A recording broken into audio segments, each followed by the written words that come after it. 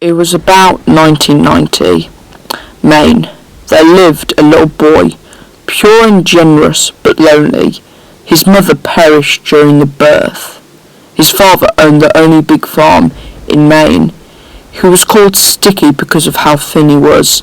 He was tormented and mistreated like a common peasant. The poison that oozed through his emotions made him dead inside. His desire for belonging among juvenile learners was a pebble along gravel. He had no need for friends. The lust of power at the hands of bully Brandon pushed Sticky to the limit of sanity. One night he found a group of undesirables drowning themselves under the influence. He grabbed his hone and slashed at those goofy smiles. Some got away. The blood that hugged against his face was warm and releasing. He chased the others into the field. They set fire to that field. The teens escaped, not as the victims, nor the heroes, but the true monsters. The protectors of evil arrived, police. They did not recover the blazed carcass, because there was none. He got out of Maine, made to the next farm. The ember hand that scratched at Sticky's face had caused a reminder of the past he could not ignore. He found a scarecrow. He was fond of it. He removed the rough and raggedy beginner's shirt and donned the venom in his more body needs. He hid out in the field 4 nights until the farmer realised it wasn't the wind that was moving to fake terror. He came in contact with the statutory bird of phobia and was now certain not the wind.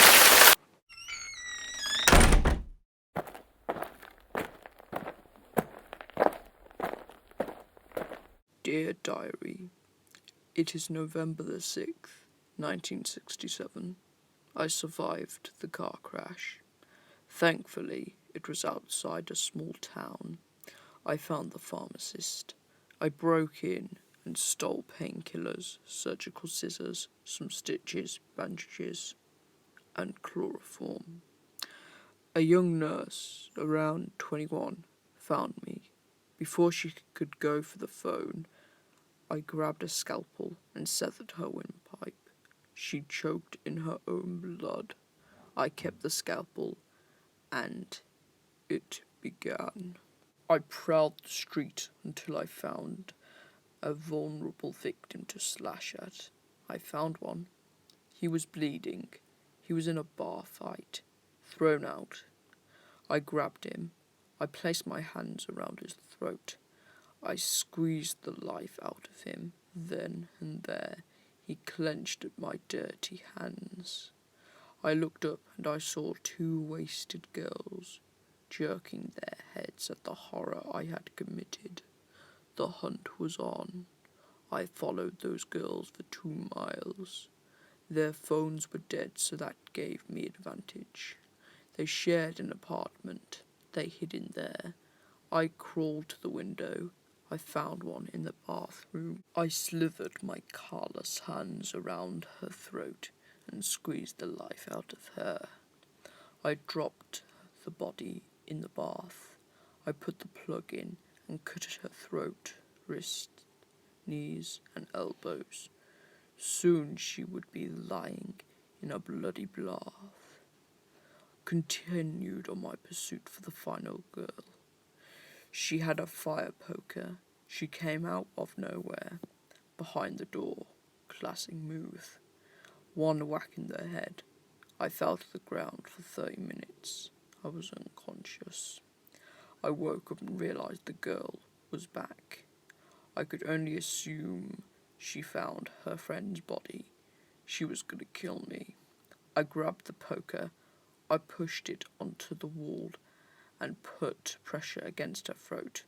I took out my scalpel. I slashed at her stomach several times.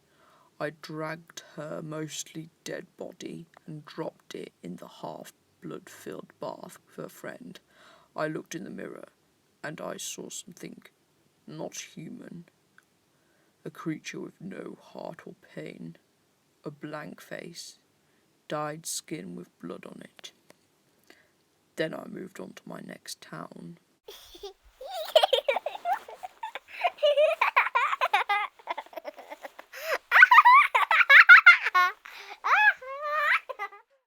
Me and my friends were visiting a beach town for a couple of days.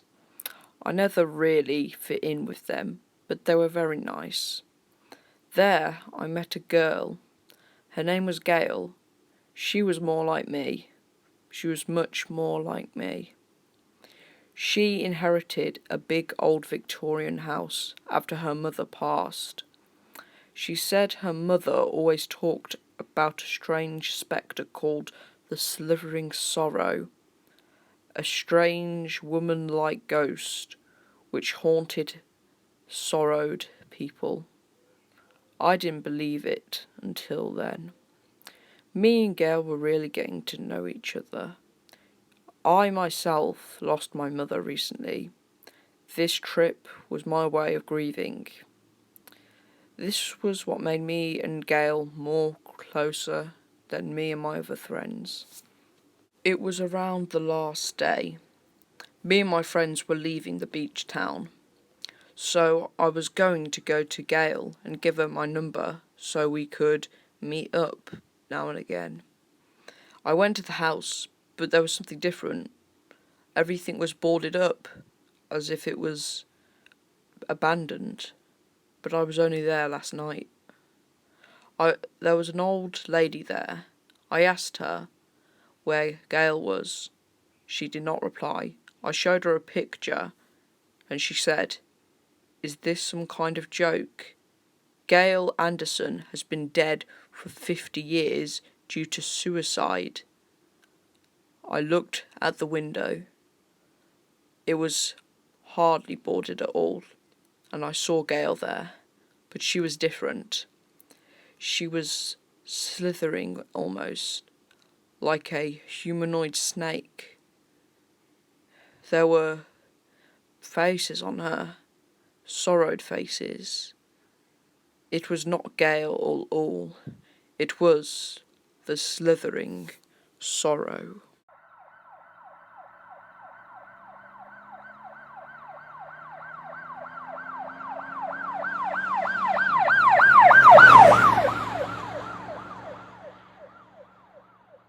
I first saw myself at night. At first, a flash of an image, like a reflection of myself but with no mirror. I assumed it was a dream. Never assume. That's what I told myself. The next week, just images until the entity became more bloody, tainted with leaking blood and a face of anger. I asked myself, who did this to you? It pointed at me. You did this to us. It charged towards me, roaring. The next weeks evolved to more petrifying phases of absolute torment. Why do I do this to myself? I asked myself. The next night, I appeared over my bed with a knife. You will be punished next night, I warned myself. The next night, I sat in my bed with the kitchen knife. I didn't want to sleep, but I did. Suddenly, a prickly hand placed its hollow fingertips on my face. I automatically went for the knife and plummeted into the breast of my mother. She fell to the ground. Her blood sprayed over my face. The sound attracted my father. "What have you done?" he growled. He pulled the engraved knight out of my mother. No respect for her body. "I am going to kill you," he promised. He leaned in to strike with the metal shard of contrast towards my leg. I dodged and went for the door. I shut it behind my father and hid in the shadows of the pitch blackout house. "After everything we did for you," he exclaimed. He then faced the front of the stairs. He must have thought I went down there. I came from behind. "I'm sorry," I cried. He turned around, surprised.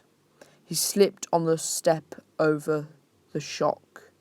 He fell down and down, plummeting down towards the bottom of the stairs, and snapped his neck like a twig.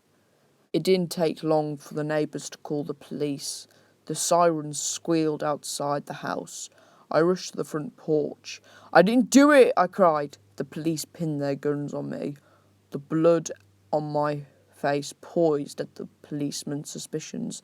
They yelled for me to surrender to my fate of endearment, of imprisonment, and the pain of misknowledge, causing a sharp pain. I repeated and repeated that my innocence was as real as I was. And you know what they said? We don't care.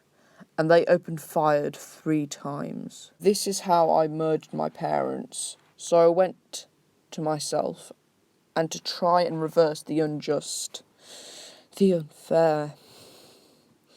But my paranormal presence was something of a blank message.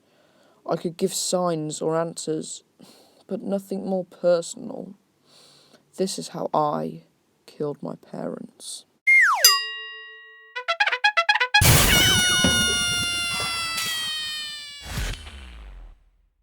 It was in the time when clowns were happy and sweet, and kids found them entertaining. Dizzy the Clown was the happiest clown of them all. I should know. I was his manager. We opened up in Phoenix. There were a lot of kids around him. Recently, his wife left him, and worst of all, he lost his son. Seeing all those kids must have freaked him out. He shouted, he screamed, he yelled. The kids ran away. The next couple of days, Dizzy stayed in his carriage, and we could hear screaming, yelling, all of the above. Then, one day, he disappeared. We got another clown in. His name was Rex. We called him Rixie the Clown. It felt a lot like replacing Dizzy, which it kinda was. But when Dizzy showed up, the look on his face made everything seem dark and forgotten. He got his favourite hammer. He only used it to pretend to smash pies. They weren't pies, they were just cream.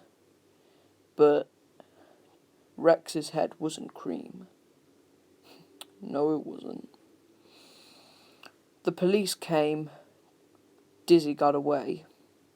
Before Dizzy could come back and do it again, we made off from Phoenix and we continued on to New Jersey. But by the time we got there, we had already heard of the murder spree of a killer clown through Maine and everywhere. It was Dizzy. He was the clown which put fear in those rubbery noses. He's the clown who lives today and still...